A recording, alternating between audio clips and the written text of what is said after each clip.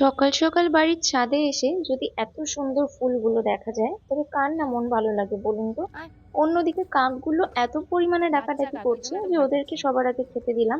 তারপর এখন করব গাছের পরিচর্যা। এদিকে দেখুন কিছু পুদিনা পাতা আমি কিনে নিয়ে এসেছিলাম, আর সেগুলোকে জলে ভিজিয়ে রাখতেই দেখি শিকড় বেরিয়ে গেছে। তো এখন সেগুলোকেই আমি লাগাবো।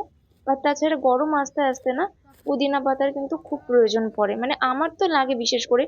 পুদিনা পাতা চাটনি হোক বা পুদিনা পাতা দিয়ে লেবু দিয়ে একটু শরবত বানিয়ে খাওয়া হোক, যে কোনো কিছুতেই পুদিনা পাতার ইউজটা আমি সত্যি খুব পরিমাণে করে থাকি।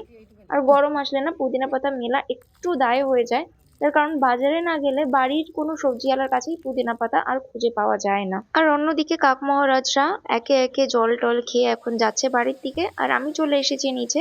এখন বানাবো কড়াইশুঁটির পরোটা। এখানে না আমি পরোটা বানানো বানানো অত দেখাইনি, কারণ এগুলো অনেকটা বোরিং লাগে। এখানে ঘি দিয়ে আমি কড়াইশুঁটির পরোটা ভাজছি, আর কিছু সবজি যেগুলো কুচিয়ে ভেজে নিয়েছি একটু কম তেলে, কারণ সকাল সকাল তো।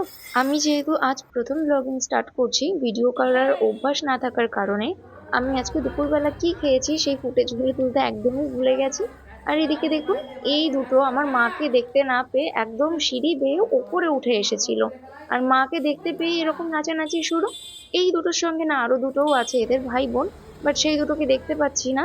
আর এই দুটো মাকে ধরেছে এখন বিস্কিট খাবে, যতক্ষণ না মা বিস্কিট দেবে এরকম লাফিয়ে লাফিয়ে গায়ে উঠতেই থাকবে। আমাদের বাড়ির উল্টো পাশের দরজা জুড়ে প্যান্ডেল করা হয়েছে হরিসভার জন্য। এ তো হরিনামের সুধা পান করেছে, যে যে হরিনামের সুধা পান করেছে, কোটি আর সেখানেই ব্রহ্মের কিন্তু কত। এখন চলছে খাওয়া দাওয়ার পর্ব। দেখতে দেখতে রাত 10:30 বেজে গেছে, মা ঠাকুমা কাকিমায়েরা দাঁড়িয়ে দাঁড়িয়ে গল্প করছে, আর আমি কিন্তু রাস্তার এপাশ ওপাশ করে যাচ্ছি, কারণ আমার পেয়ে গেছে প্রচন্ড খিদে। ফাইনালি আমি খেতে বসলাম। তাহলে এখন ভিডিওটা আর না বাড়িয়ে এখানেই শেষ করছি। ভালো লাগলে একটা লাইক করবেন। বাই।